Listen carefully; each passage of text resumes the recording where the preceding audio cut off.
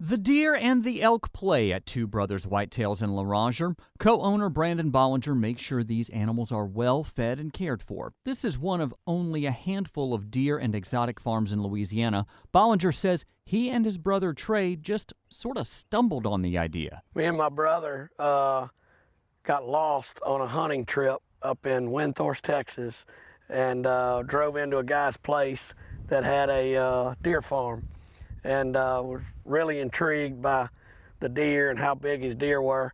And so we started dreaming, and my brother was like, we can do this here in Louisiana just like they do it in Texas. The two started with 5 does and a buck. That was in 2012. 9 years later, you'll find 500 whitetails and 500 exotics like elk, these Watusi, Sika, fallow, and axis, none of which the Bollingers can move and handle like cattle. If a deer or an elk can see through the fence, they'll hit it wide open. So unlike a cow, when they get up to the fence, they stop. They don't stop.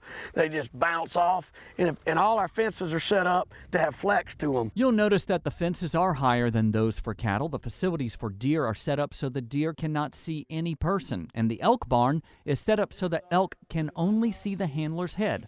Bollinger's son Bray is working more with the animals, which is part of his father's plan to turn the business over to him. He does all the hauling of the animals, the darting of the animals, all himself. So him and our other guy that works here. So I've pretty well handed just about everything other than the business side over, and that'll be coming to him really quick.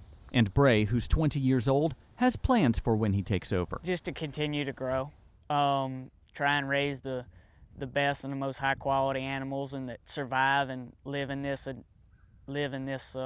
habitat. You know, that's something that I really pride ourselves on, that our animals live.